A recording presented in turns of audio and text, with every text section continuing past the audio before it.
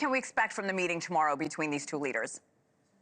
You know, I met President Bukele some years ago. He's a good man that wants to work with the United States. But unfortunately, the last prior administration pushed him into the hands of China, but he wants to come back to the United States. So I think the meeting that he's having with President Trump will be good, not only to talk about how they can take these criminals, aliens, to that supermax prison, but also maybe talk about trade and foreign investment so we can strengthen that country in Central America. Switching gears a bit here, Congressman, there's growing anger over an immigration judge ruling that Columbia University grad student and anti-war activist Mahmoud Khalil can be deported. Here in New York, a lot of protesters gathered in Times Square in support of Khalil. This as his lawyer plans to appeal the ruling. The judge saying in her decision that Khalil's presence in the U.S. posted a, quote, potentially serious foreign policy consequences. Do you think we'll see more deportations like this one, like Mahmoud Khalil's? You know, it looks like that's the direction that the administration is going on. You know, what I wish that the administration can focus is to focus on criminal aliens, whether they're MS-13, whether they're Tren de Aguas, focus on those criminals that have a threat to our country, and including any national security threats. That's the focus that I think we should be looking at.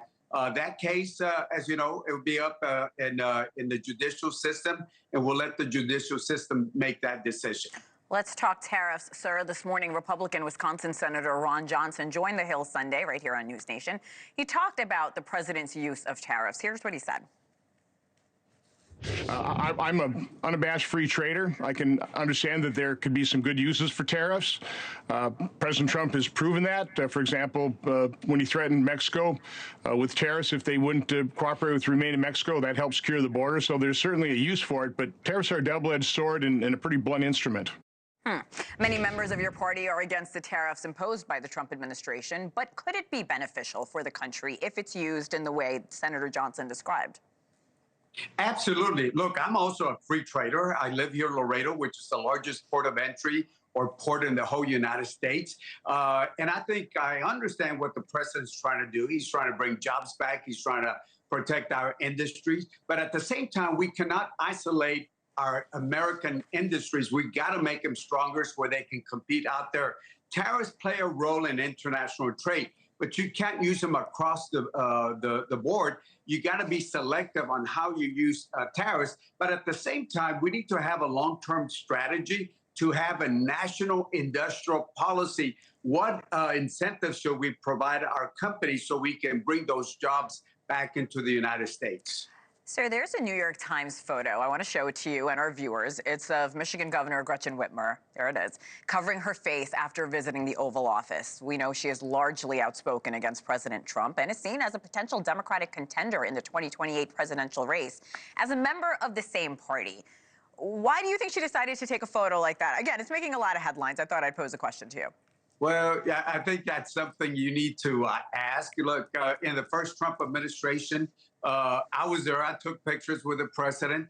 And again, if you're going to show up at the White House, you know, without due respect, I don't think you ought to be doing that, covering your face. Otherwise, don't show up at the White House with President Trump. But again, a lot of us showed up there with them in the first administration, and we took pictures with them. Look, I don't care if it's a Democratic president or a Republican president. We want our president to succeed so America can succeed.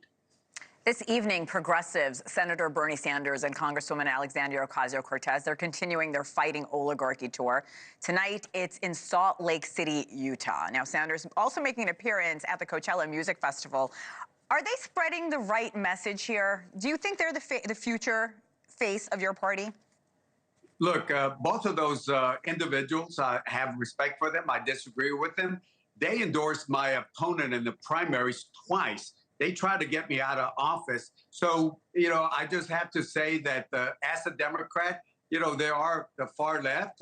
Then on the Republican, you got the far right. But a lot of us are in the middle. So, again, are they the face of the Democratic Party? In my opinion, no. We need to have central, moderate Democrats, but they do play a role in the party. Thanks for watching. Go to joinnn.com to find News Nation on your screen.